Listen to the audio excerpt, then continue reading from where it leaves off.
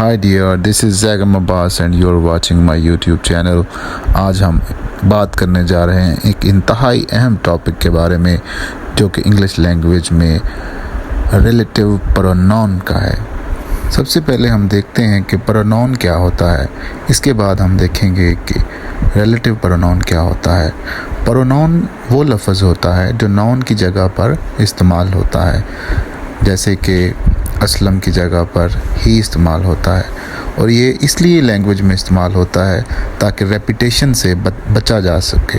क्योंकि अगर बार बार आप असलम का नाम इस्तेमाल करेंगे या अली का नाम इस्तेमाल करेंगे तो लैंग्वेज थोड़ी बोरिंग हो जाएगी। इसलिए उसको ख़त्म करने के लिए आप वहाँ पे उसके नाम की जगह प्रोनाउन जैसे कि ही का इस्तेमाल करते हैं। अगर कोई गर्ल हो तो वहाँ पे शी वगैरह का इस्तेमाल करते हैं। बिल्कुल इसी तरह हम चलते हैं और देखते हैं कि रिलेटिव प्रोनाउन में हु का इस्तेमाल किस तरह होता है।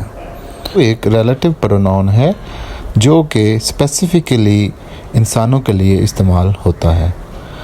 अब ये बाज़ औक़ात जानवरों के लिए भी इस्तेमाल होता है, लेकिन उस जानवर का स्पेसिफ़िक कोई नाम जो एंटीसीडेंट के तौर पर इस्तेमाल हो उसके लिए वो हु इस्तेमाल होता है। अदरवाइज़ हु सिर्फ़ इंसानों के लिए इस्तेमाल होता है।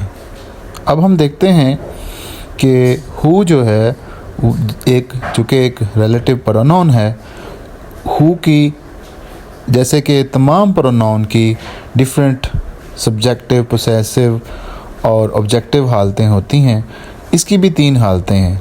सबसे पहली हालत जो है वो हु है जो कि सब्जेक्टिव है, दूसरी हालत हुज़ है जो कि पोसेसिव है, और इसकी तीसरी हालत जो है वो होम है जो कि ऑब्जेक्टिव है। अब हम चलते हैं इसकी एग्जाम्पल्स की तरफ। हमारे पास जो फर्स्ट एग्जाम्पल है वो कुछ ऐसे है। This is the boy who works hard. This is the boy who works hard. This is the boy who's exercise is done well. ये थी हमारे पास सेकंड एग्जाम्पल। अब हम चलते हैं अपनी थर्ड एग्जाम्पल की तरफ। थर्ड एग्जाम्पल हमारे पास कुछ यूँ है। This is the boy home all press. This is the boy home all press. ये थी हमारे पास तीसरी एग्जाम्पल। इन तीनों एग्जाम्पल्स में हम देखते हैं कि नॉमिनेटिव, जेनेटिव और एक्यूजेटिव केस, जिसको हम सब्जेक्टिव, पोसेसिव और ऑब्जेक्टिव केस कहते हैं, वो किस तरह इस्तेमाल होते हैं। सबसे पहले हम देखते हैं जो पहली एग्जांपल हमारी थी वो थी this is the boy who works hard, कि ये वो लड़का है जो सख्त मेहनत करता है। जो इस यहाँ पर इसका जो तर्जुमा है वो जो का बन रहा है। सेकेंडली हम देखते हैं जो सेकेंड एग्जाम्पल का है उसका तर्जुमा कैसे बनेगा। तो कुछ यूँ है, this is the boy who's exercise is done well. तो इस फिक्रे में आप देखेंगे ये वो लड़का है जिसकी एक्सरसाइज, जिसकी जैसे कि मलकियत के लिए इस्तेमाल हो रहा है, पोसेशन के लिए इस्तेमाल हो रहा है, और ऊपर था जो हु का तर्जुमा वो सिर्फ जो का था।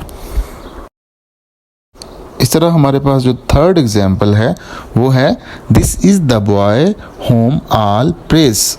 ये वो लड़का है जिसकी सब तारीफ़ करते हैं। This is the boy home, तो यहाँ पर होम जो है वो जिसकी का तर्जमा कर रहा है। तो हमने तीनों एग्जाम्पल में देखा, जो पहली एग्जाम्पल में थी उसके हु का जो मतलब था वो था जो, और जो कि ऑब्जेक्ट के तौर पर, सब्जेक्ट के तौर पर इस्तेमाल होता है।